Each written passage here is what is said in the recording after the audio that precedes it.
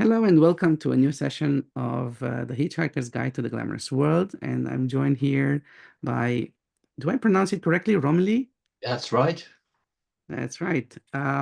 We got to interact with each other on LinkedIn around the little problem of answering how to find the distribution of method sizes in various programming languages that can back um, raised, and so one thing led to another, and now we're here trying to discover Glamorous Toolkit. So welcome.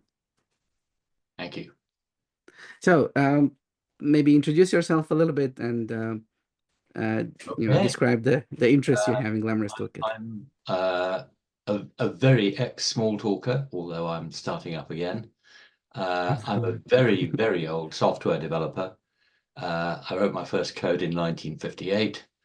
I still find programming as much fun as I did then, and there's loads of new stuff to learn.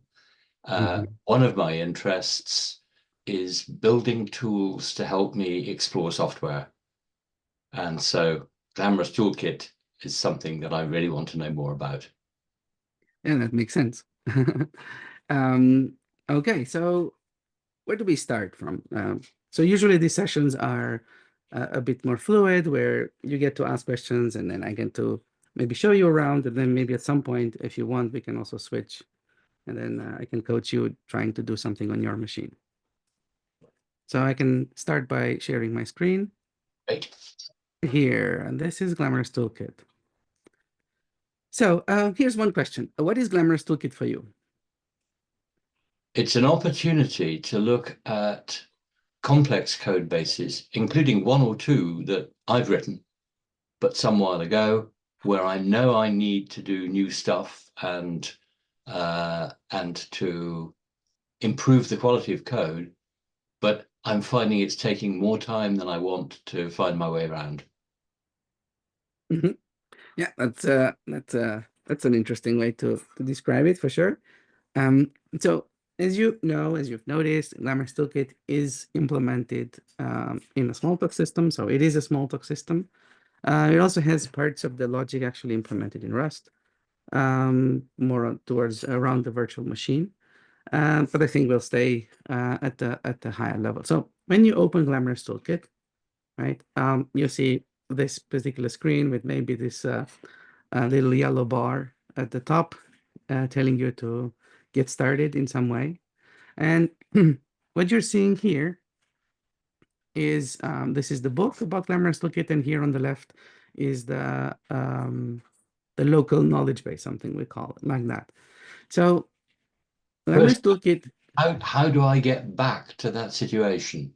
which Because at one? the moment I'm in the middle of pages and I now have no idea how I got to them and no idea how to get back home. The home is over here on the top left, right? So if I open one of them, it opens them as a tab.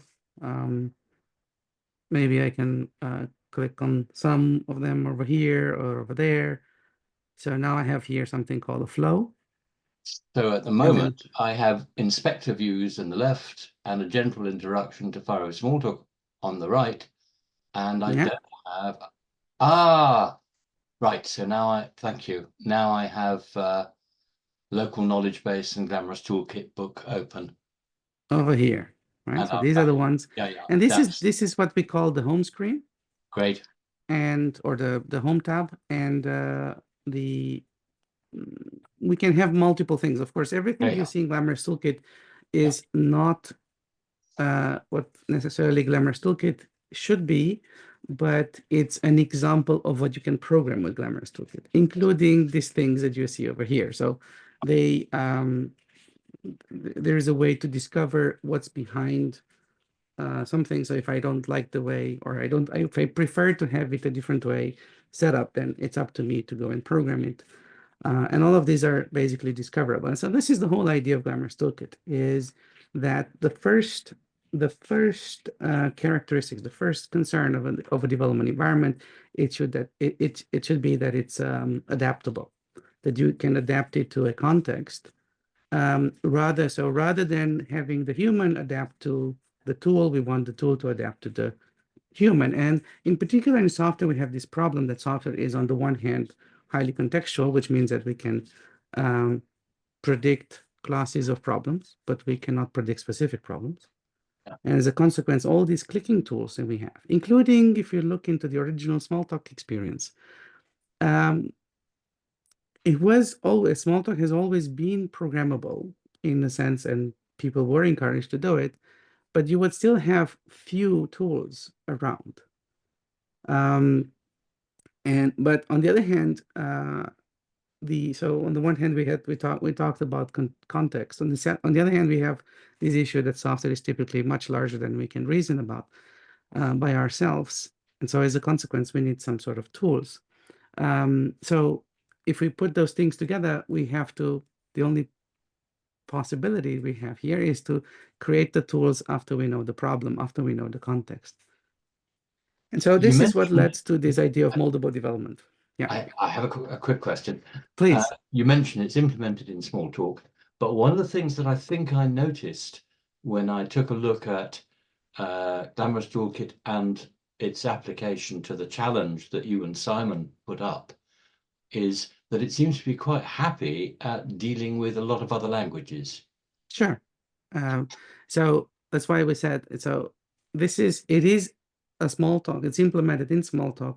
And when we say it's implemented in Smalltalk, the whole environment part of Smalltalk, we've rebuilt it from scratch. So starting from an empty canvas, everything that is drawn here doesn't come from any previous Smalltalks.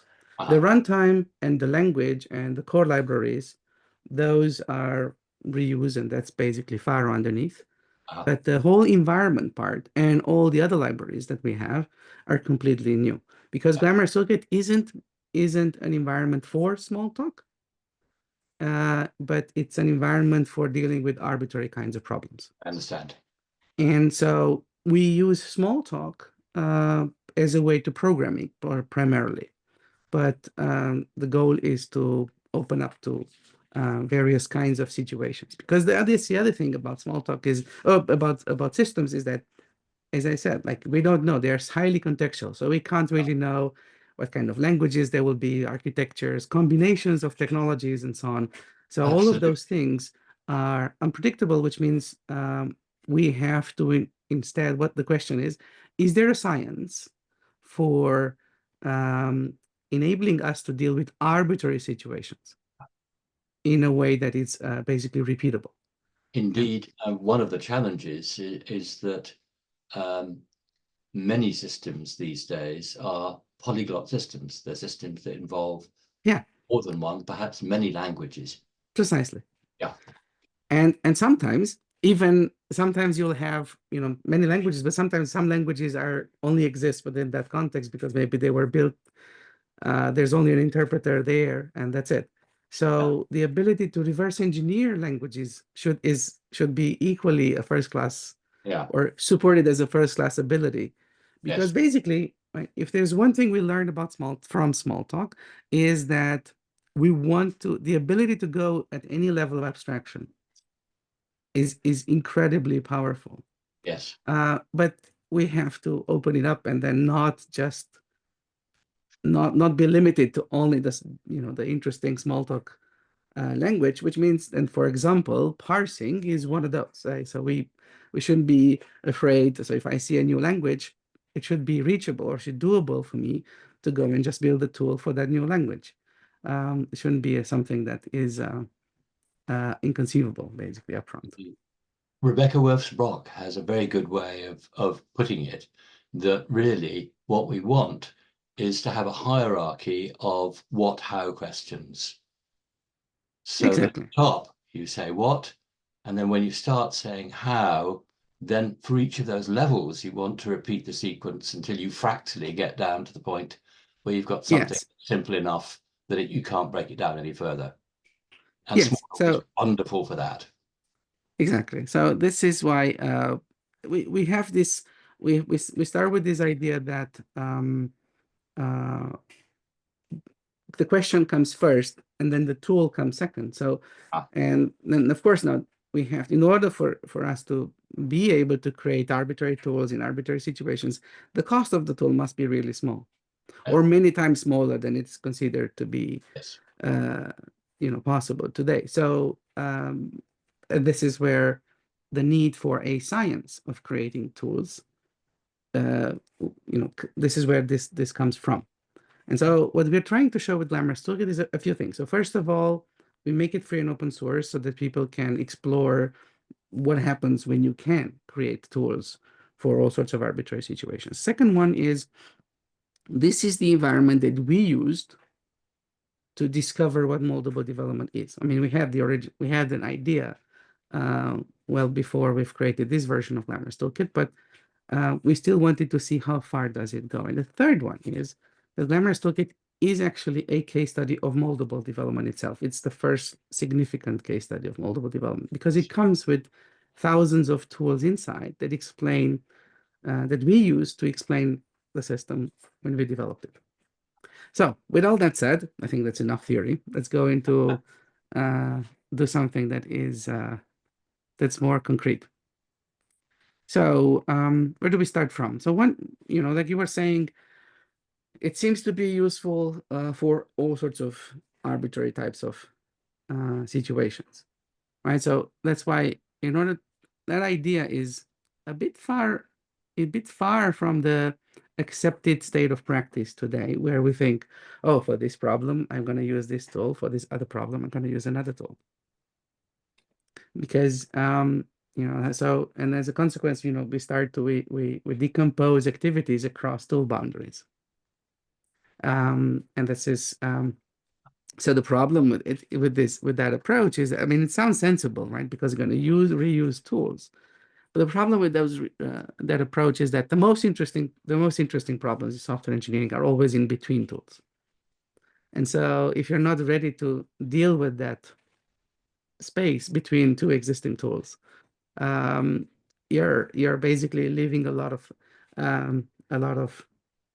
energy. You're going to spend a lot of energy manually trying to bridge that gap, and energy that could actually be used by delegating it to the computer to do the tedious thing, and then us being in charge of making the decision. So this to convey this idea that this is possible. It is possible to have a single environment in which you can express a very large variety of tools.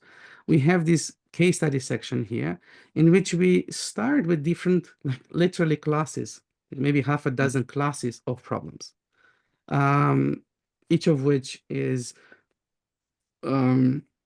typically addressable or considered to be addressable through a separate tool. And then we show, well, actually, you can do it with the same tool.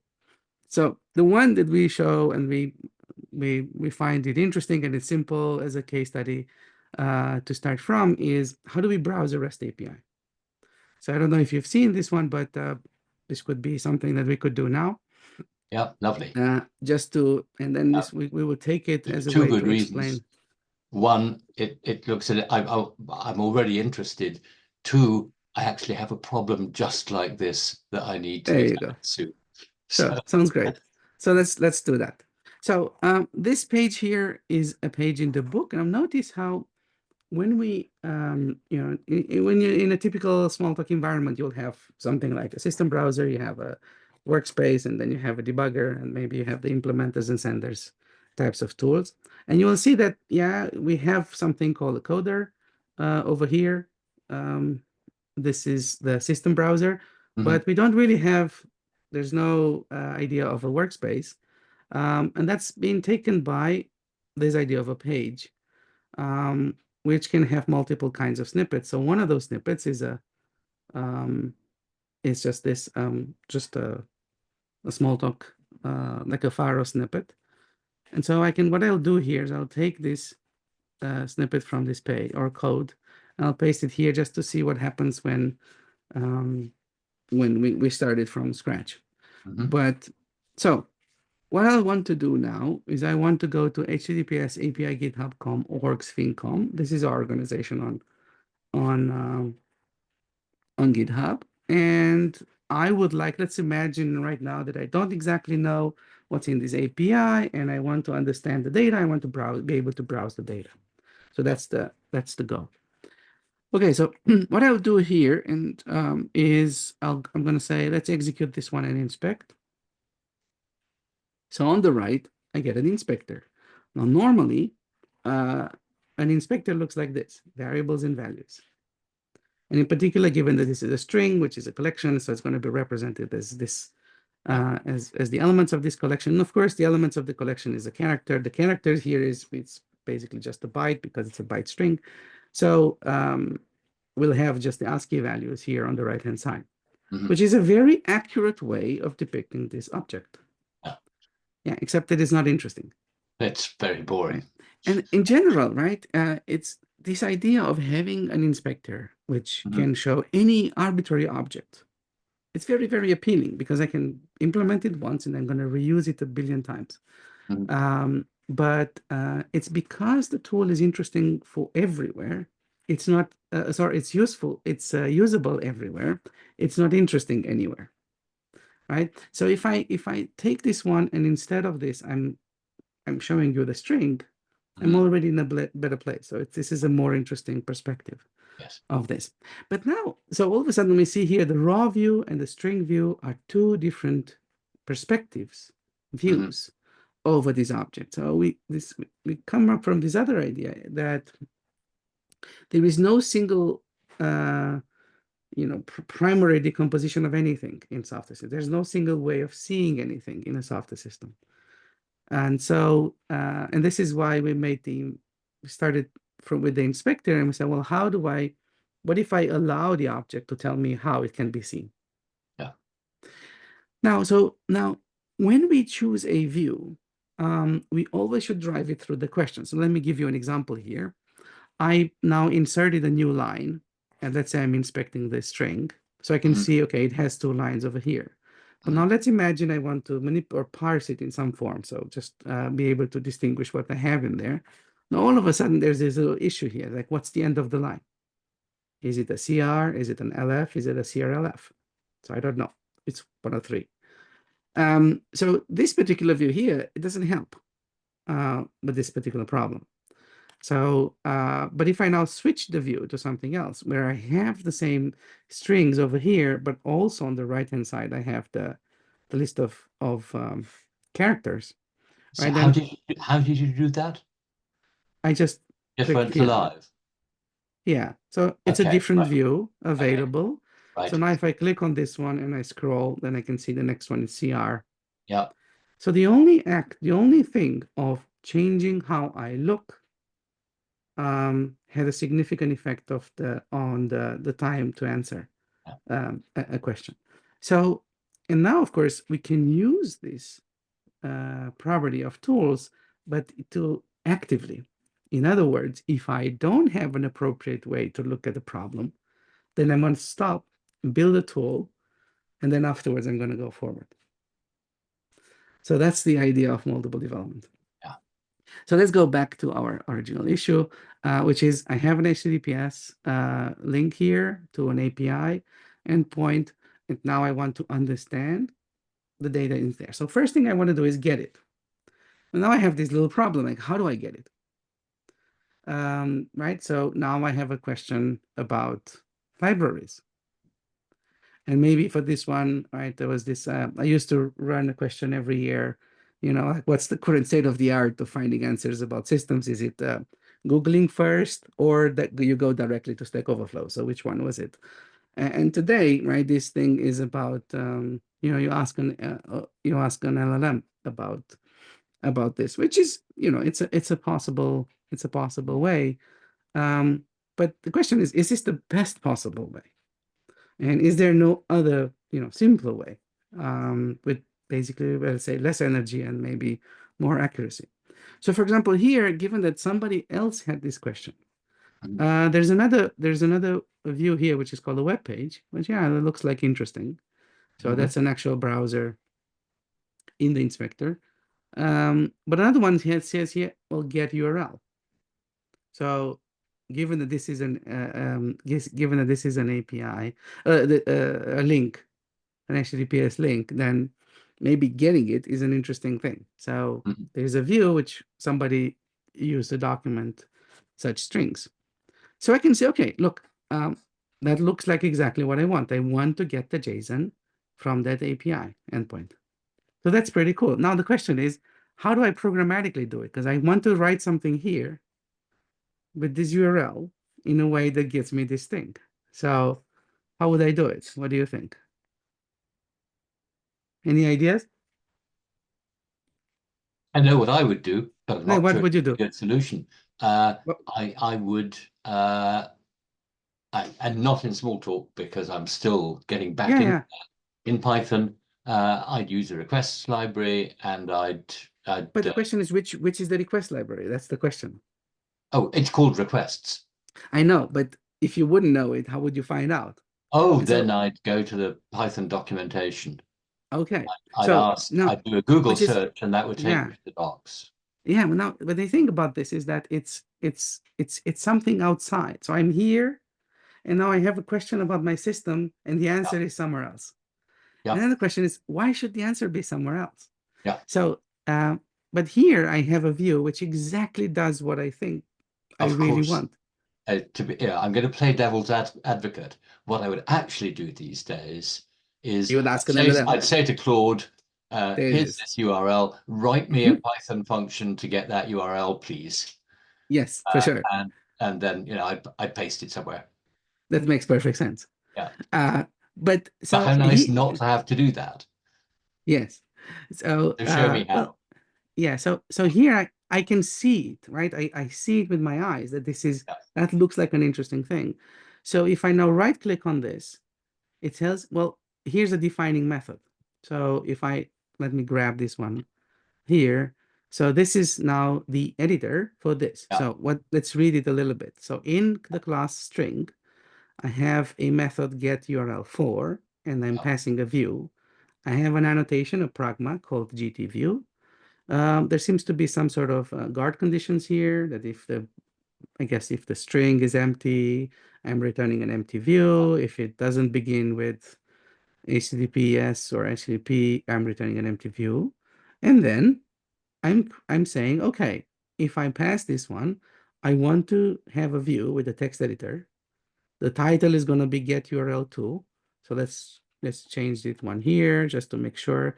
So if I now change this and save, it changed up here. So this is a live editor of that method. yeah. And I have it right here. Okay. So, and then So I have, can I ask a question? sure. Partly because whenever I see a conjuring trick, I always want to know how it's been done. What was it that knew that was the method to use? Yeah, yeah, very good. So it's this one here. So that annotation, so we're saying this, I'm looking at a string object. And now what we're saying is it's like a print on the method, on Ah, the object, but except it's not print on, but it's print view or print widget because it's 21st century and so. yeah, So and then because I don't just want to have a single way of printing, but many ways of printing, I have to distinguish which ones are the printing methods versus all the other methods that I yeah. might have But in but my okay. class. I think I've asked the question badly. Yeah, What is it, or who was it that created the GT get URL for method? some human, Okay, some so person did it. so there was something there, and it knew how to find it. Yes. So this method was created because it answered a question that somebody else had before. So Okay, this question, how do I go from a string to the from the string URL yeah, to um, to the contents of what's behind that URL is not the first time somebody's asked it. But the question is, do you have an environment that allows you to accumulate these questions? And then, so what that's we'll want to do next is we'll go to the other process of how do I build a view like this okay. and this. Before Okay, we do so that, yes. the thought that's going through my mind Hmm. is um, if I ask for a tool and the system doesn't know how to do it, my instinct would be, oh, in that case, get the system to ask the user to explain what they're hoping for, and then get AI to write it. and this is perfectly, it's a perfectly reasonable thing. So, Yeah, and and that says put it that in the system, by the way, so you that are, it's now in the toolkit. it is in the, we already have that, those kinds of connections in the toolkit, of course. Wonderful. Yes. Now I'm getting very excited, Okay. So, even more excited. but first of all, right, before we go and optimize things with magic like AI, Yeah, the question is, did we reach the, the pinnacle of human productivity? And the answer is no. yeah, We're very far from it. So what yes, we're saying here is, before you're going to optimize things at a large scale, it's a very, very good idea to actually know what is it that you're optimizing. And right now, this whole thing here started from the fact that we realized, well, developers spend all this amount of time reading uh, code, and like usually more than 50% of the time, yeah, which makes it the single largest cost we have. yeah. But yet, when I talk with people and I ask them, when was the last time you heard developers talk about how they read code? Not about the code that they read, but about how they do the reading. Mhm. Yeah, it turns out nobody talks about it. Ah, I will. So, so when if no if this is not a subject of conversation, it's not explicit, and because it's not explicit, Yeah, it has never been optimized. And yeah, so, and I think, and we're talking about the single largest cost we have, and especially in the AI world, right? So let's say that AI proposes, oh, here's a wall of code, yeah, right? Now, how quickly can you understand it? And you're back to the original problem. yeah.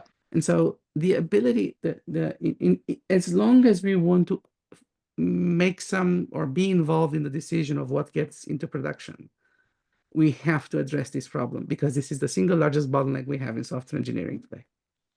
So the I mean, we had this problem since long before AI, before generative AI started to create sensible looking code.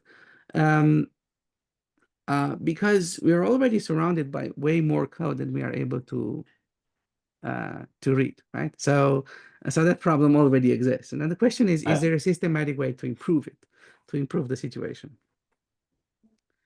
Okay, so so So let's go show. back to our little thing here, right? Yeah, Because at the moment we're talking about a single object, right? And this object is even not even a very complicated one. It's like a string. It's almost a, in different languages, it's considered to be a yeah. primitive. And then even there, it turns out that there are many ways to look at just even a simple object. Hmm. So, okay, so we were saying, I want a view here. You can think of a view here as like a stream, but it's a stream of widgets on top of which I say, I want to put a text editor there. And now the contents of this text is going to be this lambda here, this block, which basically says Zinc client new get self. Okay, now I am inside an inspector here. So I open the method, but the method is within the scope of an inspector, which Hmm. means I have a self, which also means now that if I right click on this one and I say, well, let's inspect it, I'm executing this one and I'm getting another, in this case, another string object, but with the contents of the JSON. Okay, so what I've just done here was I have seen something and said, it looks interesting. Now I read the tool, which gives me the legend of what I'm seeing, right? This tool is the description of the meaning of this. And so now out of that, I can infer that if I'm going to do this over here, it's probably going to be the same thing. So let's try. Oh, yes, it is the same thing. So now I have here a string back. So I'm going to say that's a JSON. Yeah, Great. Now that I have this one, next thing I want to do is I want to parse the JSON and I want to figure out what's the structure of that JSON. yeah, So it's another library. So how would I do that? Well, it turns out there's a JSON data here. And that looks great. This is keys and values. That's pretty much what I'm interested in. How did you get to that? So again, I can take a look at it. And once I learn how to read this code, I get to this one. So stone JSON from string something, and I pass JSON in there. And look, I get a dictionary back. yeah. Right? So I have here a dictionary. So that's pretty good. Now, dictionary is better than the string, which is better than the original URL. but Yeah. it's still not at my level of abstraction. Because at my level of abstraction, this URL over here holds the link to my organization. Yeah. So what I really would like is I would like a concept here. I would like something like organization new, and maybe I'll just put this dictionary, I'll just wrap it in there. Hmm. Of course, organization would be a new class, but it doesn't exist. So, and I have a wrench tool here which says, well, let's create the class. So what happens here is that an editor for that class appears right in place because, we're in a digital world. Like even today, if you open any other tool, right, you define something, you have to go somewhere, right? You literally switch to and you go somewhere else as if you would be in the physical world. But we're in a digital world. Here we can make things come to us exactly the way we want. So that idea is kind of Can I interesting. just stop you a second? I Yes. want to see more, but boy, am I sold already. Okay. I can see how I'm going to be using this in the next few days. Yeah, I can imagine because it's not It's hard. just, it's so, you're composing a series of very simple ideas that are orthogonal but consistent. There you are. And So that is, what yeah, we're seeing here is the environment yeah, is a language yes, made out of interacting and visual operators that yes, in our case can be programmed. So this language extends the original language, the yes, programming language. yeah, And then you can start combining them in all sorts of yeah, yeah, really interesting ways. yes, So, right. And then in this way, we can create tools that elevate the what the tool shows at the level of as close as possible to my mental model. yes. So that's basically what we're doing. Okay, But so I have also presumably, we find sometimes that this creates our mental model. precisely, We actually discover exactly, how to precisely. think about something. Yes, exactly. And it's even more interesting is because sometimes when I cannot show it, it's often a sign that I don't have something is not first class Yes. somewhere Yeah, in my yeah, yeah. systems. And that's And so, and even just in the context of, well, the small talk, but other yes, languages, that's always a warning sign, isn't it? yes, yes. Yeah. So we have this one. I created now a class. So now notice how I have here a little triangle here for this one. So Ah, as soon as I created it, and so mhm. basically this one, I can expand it, and in place, I get a whole new editor for the class, which looks not like a typical Smalltalk browser, but quite similar. So I have here organization, Mm. class, and I have an empty set of methods here. And then I have here raw data. So raw data doesn't exist. Of course, I should go and create it. So what I'll do is I'll just put this one in a slot in organization. So I'm now saving it. Great. So again, now if I'm browsing organization as a class, I can see raw data this is the method that I just created. Okay, great. So now is the moment I'm going to inspect it. I get now an inspector over an instance of organization, but and which has a raw data inside. Now I'm ready to see what's in here, what's inside the raw data. Okay, so let's read what's in there. So I can see, okay, archived at Neil, which probably means not archived yet. I see avatar underscore URL. That's interesting. Oh, I see events underscore URL. Now here's my next question is, what other URL, it seems underscore URL seems to be some sort of a notation. So do I have other ones? So notice here how here I have a dictionary. And because I have a dictionary, I now have a search button here. It doesn't Hmm. appear here, but it appears here. That's kind of interesting. So if I now look at it, and I look at URL and I say, okay, there are 9 results, so let's dive into those. These are now the keys that exist in my dictionary, which is interesting because um, this search is also a contextual thing. So any object not only knows how to view itself, it also knows how to search itself. Hmm. So things pop up as when I go to a place, a context, the tools appear. So if you think about it, it's kind of like the difference between early binding and late binding, only applied to tools, right? So in Smalltalk, right, it was really interesting because you could have everything was late bound, and now we're extending that to the level of tools. So I go to a place, an object, and then tools pop up within that context. Okay, so they help me, these kinds of tools, they're tiny tools, micro tools, we call them. And they allow me to answer tiny pieces of questions. Okay, so I have repos URL. I can see it also over here. Okay, now if I see this one, I can now open here. Now this is now a page, a notebook, but it's within the context of this object. So here I have self, but I also have the access to the instance variables. So here, if I say raw data at repos underscore URL, and I see it, I don't have to remember it. I see it over here. So now if I inspect this, I get this URL. Okay, that's great. So I have a URL over here. But now, of course, I want to see, well, how is this one done? How do I get the results? I do this. Okay, that's going to be a JSON. How do I get the JSON from it? Like this. I've done this before, didn't I? So, and I have this one. So let's see if I get. It's kind of what I expect. I get an array of dictionaries. That's pretty neat. That's I get my I get an array with dictionaries for every repository, the details about that repository. I don't know what's in there yet, but it kind of matches my expectation. So that's a pretty neat little query here. So this means with this query over here says within this object, this is how you get to the data about repositories. Great. So now I don't want to lose this query because it's pretty cool. So what would be an interesting way to do it would be to add a method here which says repos, right? So I can ask the organization about the repos, and this would be the implementation of it.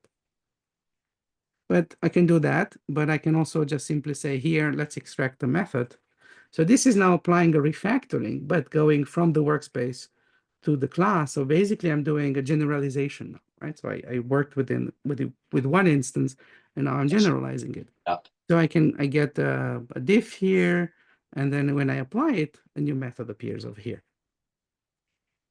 Okay, so now we have that. So if I now execute this again, then I get the same array over here. So this is pretty nice because now it means my organization starts to have a little bit more semantics because I've just dug through it and I saw something, I learned something. But I didn't really finish yet because in order for me to describe organization, I now need two panes here, two objects. I don't want two objects, I want one. So what would be interesting would be that this list of repositories goes here. This would be really interesting. So now that I have executed this one, what I can do is I can right click on it and now new kinds of refactorings appear. Yeah. And this one now suggests, oh, because you now have a collection. So I know that this is a collection because there's a little thing here which says this is the result. So the editor knows what has been executed. So because it's a collection, I'm suggesting you to use this editor over here. So something like, then you can, something like that, where I'm going to use a column list. I'm going to say the items are going to be self-repos.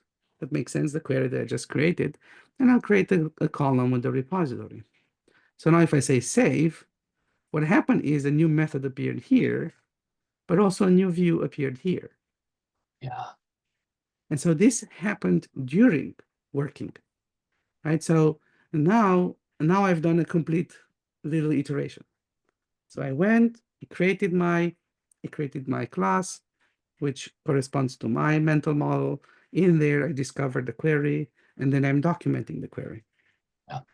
And so notice how the view creation is almost, it's so tiny, the cost, that it basically almost doesn't matter. So you can't really measure it. Yeah. But it's also indistinguishable. The use of the views is indistinguishable from the actual exploration and the active programming. So now let's imagine that yeah. No, I was just going to say, one of the jobs that I thought this might be good for, and it clearly is. May I describe it briefly? I think, A, you can see how it relates to this. B, I think I can now see how I can spend much less time doing something I've already been doing in Python. Yes, I There's a can imagine. wonderful resource called the Semantic Scholar database, Mhm. a database of many hundreds of millions of papers. Yeah. I use that a lot. In Mhm. fact, I've got a local copy in a legitimate, because you're allowed to, local copy of that. But there are some things that I can't easily do on the local copy. I can't do a full text search because I don't have the computing resources, but they do. So I need to supplement the API I have with occasional use of a web API. Everything is specified in JSON. What I want to get back from that are objects like author, paper, subject. Yeah. It's going to flow very easily Yeah. just using the tools that you showed me already. Yeah. So let me show you what it means. So let's imagine that we do this a little bit longer. And Mm-hmm. we already have a little demo here. So I'm just using a different class here Yeah, as yeah. a thing. So if I now inspect this one, I now get a list of repositories and then maybe the events. So who Mm-hmm. did what within our organization recently. Maybe here I'm going to use a repository and I can see, well, who contributed to it. And then if I click on one of them, I can get the contributor, right? Maybe like this, maybe like that. But it also is possible to get the events just for the repository. But it's also possible to get, for example, releases. And this is where we publish Glamorous Toolkit. And this is the repository of Glamorous Toolkit. And now if I look at one of them, I get back to the to the to the web browser where we can go ahead and Mm-hmm. interact with the release. Because Yeah.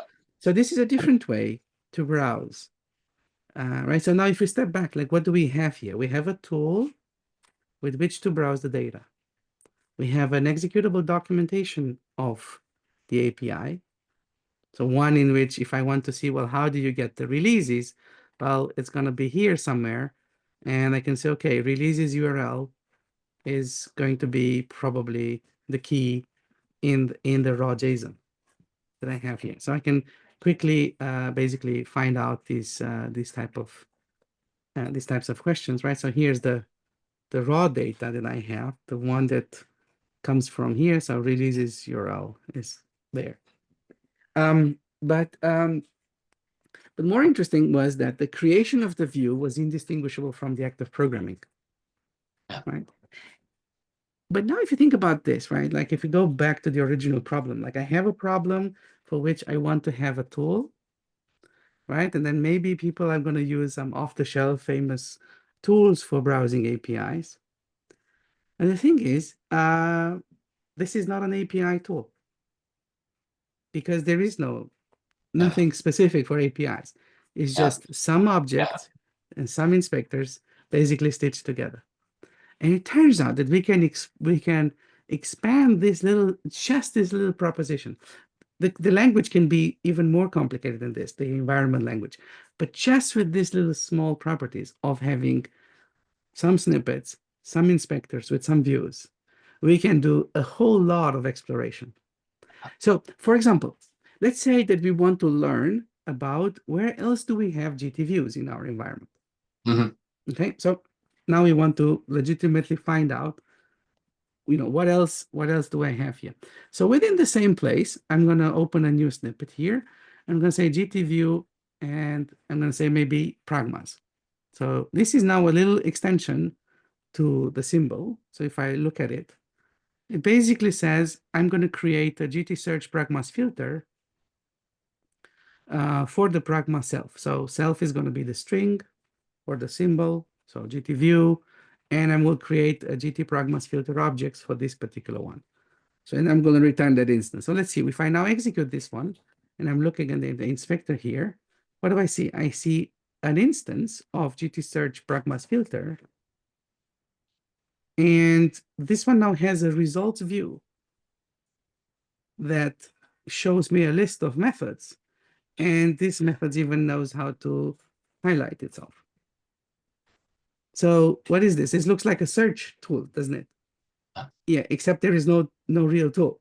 There's just a snippet over here, some inspector with the view. And so for this one, right, even in the classic Smalltalk environment, you had a dedicated tool for it. But it turns out that you don't need to, because you can express a whole lot of things just in terms of a very simple compositional, basically, language. So so the consequence here is that you can start to answer other kinds of questions. For example, if I want to see it by package or by class. But one thing that I might want to do is say, well, how many are there? Right? So now this one then went ahead and computed.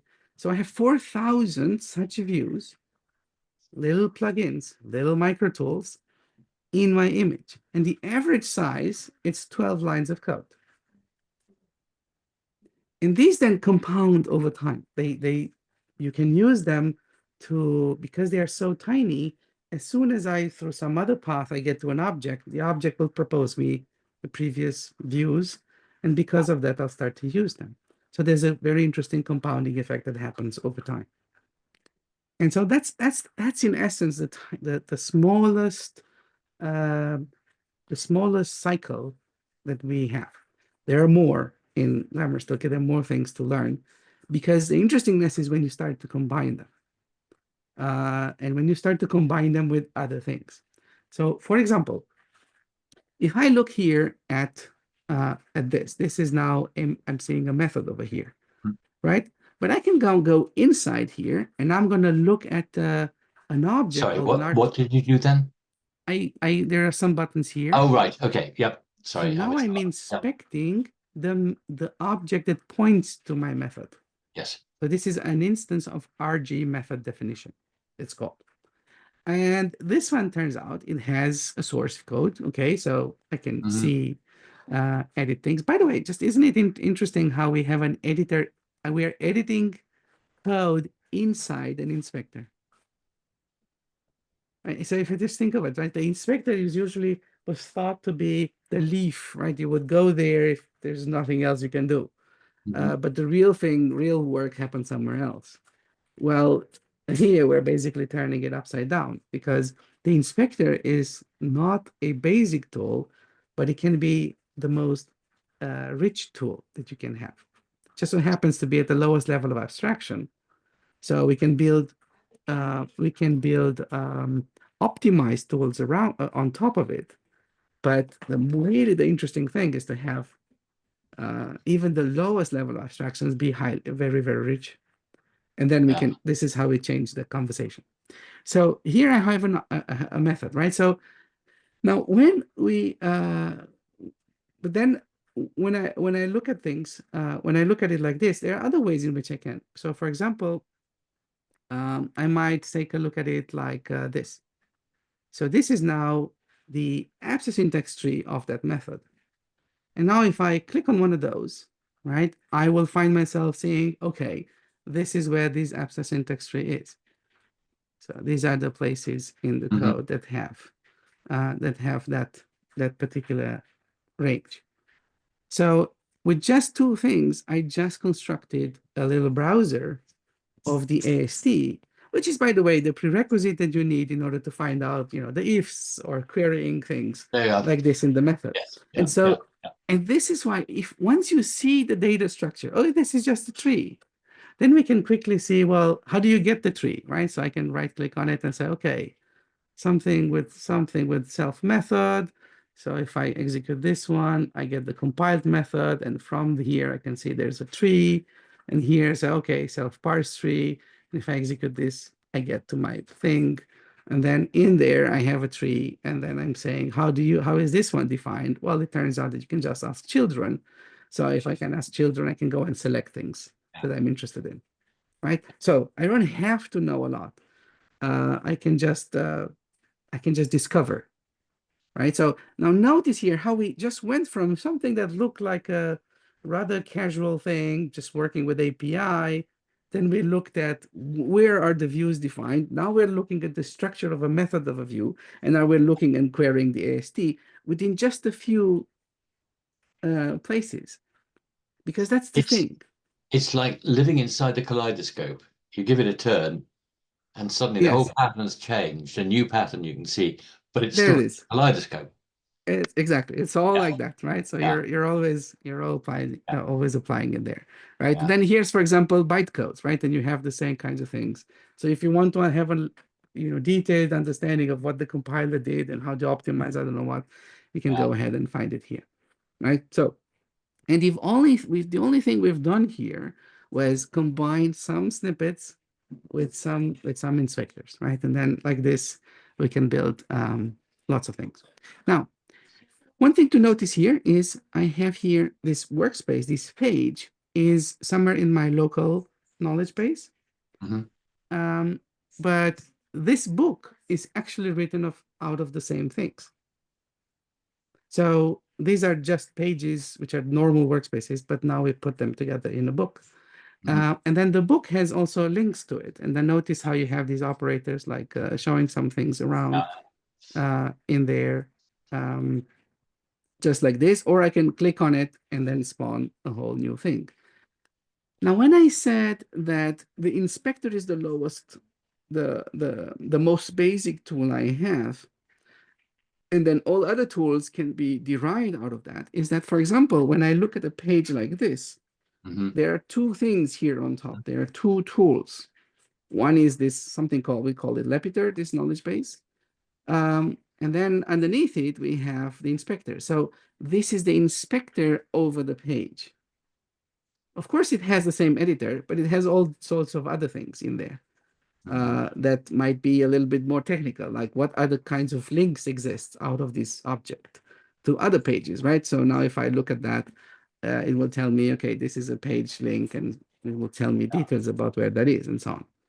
Or maybe I'm going to say, what kind of snippets do I have, right? And then if I look at this snippet, um, I will see, okay, it's this particular one over Can you hang here. on a second? I'm going to shut my door because there's Sure. noises off stage, which we don't want to record.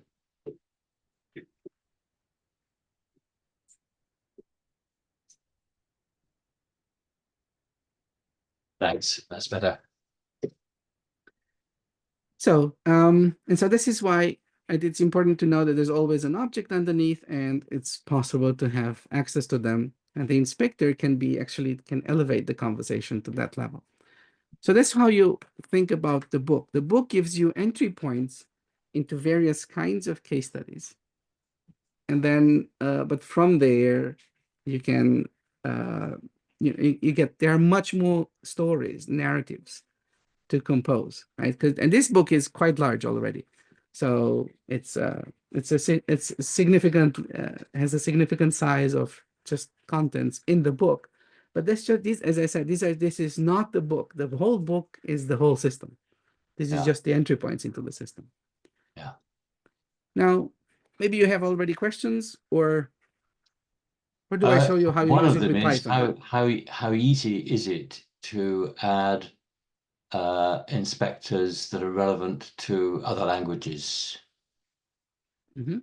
So there are two ways to think about that. One is, let's say, if I want to go and parse something. So Mhm. let's say if I'm here and I open something, I open, I create an object that points to a local, um, so a file reference that points in this case to a local file, a local directory. Mhm. I can say, okay, I have here Django, and in there I might have, I don't know exactly, but maybe apps. And then, okay, here I have a Python. So now Yeah. I have a file reference for Python. But so now if, because this one is Python here, if I now say Python parser, parse this, let's say with errors, let's allow a little bit of errors. Oh, no, okay, no. So it should be self contents. Then I'm basically getting an after syntax tree of Python, right? So Mhm. that's what I use. So here, for example, Yeah. If we want to see how if is being created, then I can click on it and I say, okay, I go to py if statements. So I can go here and also something like self py if statement. And if I execute this, I'll get the list of all the ifs in this particular file, right? Yeah. So this is one way to think about connecting to other objects, right? So the static one would be to build static analysis over uh, over the other system. But there are other ways. So for example, for Python particularly, we have a connection with an actual runtime. So you can use Glamorous Toolkit just like you would use a, I don't know, a Jupyter notebook or something like this to work and execute things on the Python side and then get back objects and then work with them So my locally. question really is, for an order of magnitude, a very rough order of magnitude, how long does it take to build that bridge if it isn't already in Smalltalk? So as I said, so the original, once we have implemented the infrastructure, Yeah. um, then building the bridge becomes much smaller. And now you can take a look at the existing example. So we have an example for JavaScript, Python, Rust, Yeah. to build these ones, and then people can use it for other, take the same thing and use it for something else. So Yeah. I would measure it in a couple of weeks, something like that. Okay. Um, okay, so now actually, this is an interesting case study. In fact, we also wrote about it in the book that I'm writing with Simon Worley, the Rewilding Software Engineering book. So in that Mhm. chapter 4, right, that we where we took the homework from Yes. about the Yeah. counting of lines of code and ifs. So this is we took the tutorial that Andrei Karpathy did on tokenization, and right, so he takes 2 hours to implement a full tokenization algorithm from scratch, which is pretty cool. Yeah. Right, so he takes an empty notebook and then basically constructs the algorithm live within that one. And I found this one to be really and really a really cool tutorial. And he's a really great teacher. But and then as a great teacher, he knows that, well, it's before we can go and implement things, it's very useful to build a mental model. Right. And then he says, okay, in order for us to build a mental model before we're going to implement the algorithm, we're going to go and take a look at what tokenization means, right? So this is the changing of a string into tokens that you need as a pre-step of the input to the LLM. So, and then here he goes somewhere in tick tokenizer .versal.app, which is a wrapper around the tick token library from OpenAI, Mhm. right? That basically explains if you provide this input, you get that output, and it's kind of like highlighted. And so he used this one as a way to do it. But the interesting thing here is that he had to go outside of his Yeah. development environment to do it. And the question is, well, do you have to? So here I basically set up an application, a Python bridge application, and I installed in there a module called gtoolkit tick tokenize, which is a Mhm. module that we created. And so now here I have a Python snippet. So this is no longer a Pharo snippet, it's a Python snippet. So just to see what do I have in there, I can click on it to see details about it. So let's inspect this. So now I'm inspecting the application object, the Python bridge application object. And so, for Mhm. example, one thing I can say, well, what kind of modules do I have installed there? So I can see gtoolkit tick tokenize comes with something. So it's version 017, which is based on version 034 of gtoolkit bridge, which is the bridge that we have between the implementation we have between gtoolkit and Python. Mhm. And it's using tick token, which is the library from OpenAI, right? Yeah. So that's what we're seeing here. So now if I inspect this, what we did in this tick tokenized library, we created like the organization object that we created for GitHub, Yeah. right? So instead of just working with strings and numbers, we now talk about a tokenizer result. So and now this one has views. So this is one view, this is another view. And so I can bring that explanation into my development environment. Now the interesting question here is, where are these views defined? So if I alt click on this, I can see, well, this view is defined here. So it's a little bit more, elaborate. So it has its own basically class with in which we are describing the interaction that we have here. But this view over here, this table, the question is, where does this come from? So if I alt click on this one, it turns out that this one is implemented in Python. So when I'm inspecting this Python object, this is not a Smalltalk object. This is a Python object. When I'm inspecting the Python object, I can have views that are being produced on the client side, on the Glamorous Toolkit side, or views that come directly from the runtime, like print-ons, basically, that appear here. Now, the interesting thing here about this exercise is that we could do when you take tick token, which is basically a wrapper over OpenAI's API, you don't have access to the inside of the algorithm, so we don't know what it is. But Andre, implemented a whole algorithm. We took his algorithm and wrapped that one, and now when I look at it, I can see something like this, right? So kind of similar to what I did before. But now if I click on a token, because the algorithm is iterative, right?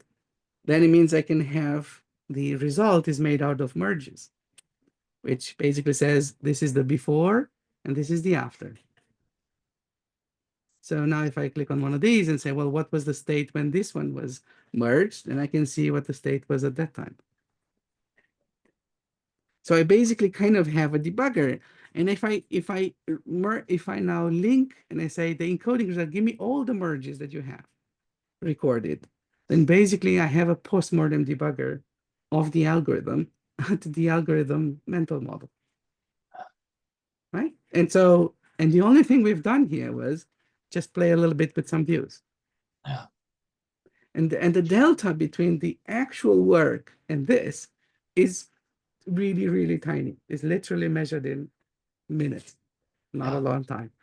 Yeah. But the difference is enormous, because I'm just transforming something that is not explainable, because in order to explain it, we had to go somewhere else, into something that is now explainable. Not only is it explainable at the coarse grain level, like here's the input, here's the output, I now have an explanation for every computation of the algorithm.